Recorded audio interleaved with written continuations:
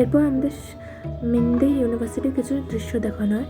মেন্ডে university সত্যি খুবই সুন্দর। এখানে বড় প্লেগ্রাউন্ড থেকে স্টার্ট করে সুন্দর ক্লাসরুম কিছুরই অভাব ছিল না।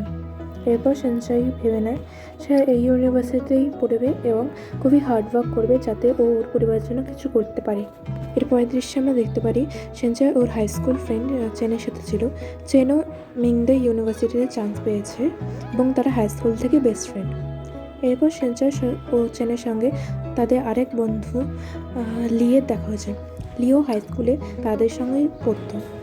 সেনচাই লিয়ের সঙ্গে চেনের দেখা সাক্ষাৎ করায় এবং জানায় সেও তাদের সঙ্গে হাই স্কুলে পড়তো এবং সেনচাইও চান চেনতাই ফ্যামিলির সম্পর্কে বলে। তাদের ফ্যামিলির বিজনেস আছে যেটা হলো ব্যানানা প্রসেসিং ফ্যাক্টরি।